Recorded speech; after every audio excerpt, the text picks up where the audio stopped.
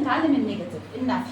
لو انا عايزه اكون جمله في زمن المضارع البسيط بس جمله منفيه، اول حاجه لازم تتعلم هو المضارع البسيط ده بيتنفي بايه؟ بحاجتين، حاجه اسمها don't او حاجه اسمها doesn't. حاجه اسمها don't او حاجه اسمها doesn't. طب don't و doesn't مالهم؟ بيجي وراها مصدر. يعني ايه مصدر؟ infinitive، فعل بدون اي اضافه، فعل بدون اي اضافه. طب لازم تكون عارف بقى البروناونس اللي بتقف مع don't والبروناونس اللي بتقف مع doesn't. don't بيجي ومعاها اي ضماير؟ الشله اللي مش طماعه، اللي مش بتحب الاس، عشان don't ما فيهاش اس احفظها كده. يبقى بتقف مع انهي شله؟ اللي مش طماعه. اي وي يو ذي بلولر ناون والاسم الجمع تاخد دونت زائد المصدر. طب لو الشله الطماعه الاي والشي والات والاسم المفرد بياخدوا ايه؟ doesn't. طب وسواء دونت سواء doesn't افتكرها كده احفظها اغنيه.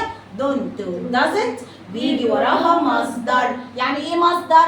فعل بدون اي اضافه. دونت doesn't بيجي وراها مصدر. يعني ايه مصدر؟ فعل بدون اي اضافه. تعال نعمل اكزامبل. لو قلت لك I don't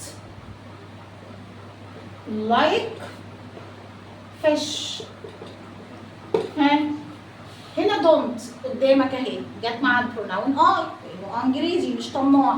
طب بعد don't انا خدت الفيرب ازاي؟ بدون اي اضافه اللي هو like. طب لو اللي هو المصدر، طب لو قلت لك she doesn't cook lunch، ها هنا الشي جت معاها مين؟ doesn't. طب بعد doesn't انا حطيت اس ولا حطيت مصدر؟ مصدر. يبقى doesn't مصدر ودونت مصدر. دونت ودازنت بيجي وراها المصدر. طب انت الجمله دي قلنا جمله ايه؟ منفيه. جمله ايه؟ منفيه. طب يا تيتشر انا عارفه ان الشي بتحب الاس، هي المفروض تاخد كوكس صح؟ طب انا عايزه احط الفعل بقى في اس وعايزه اخليها منفيه، ينفع؟ ينفع بس في حاله واحده، مش هحط doesn't.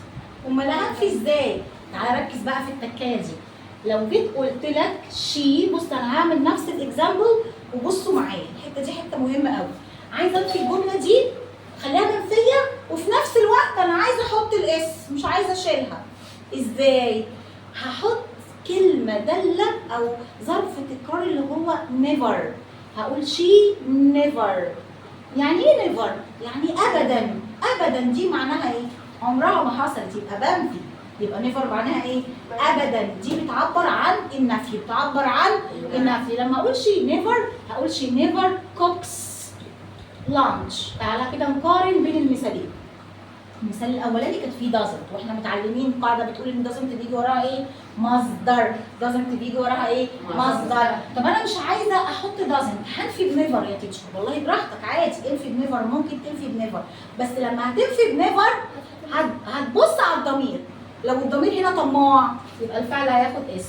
طب لو الضمير مش طماع هتنفي بنيفر برضو والفعل مش هياخد اس. يبقى فهمنا؟ يعني اوعى حد يربط النيفر بتاخد بعدها اس، لا.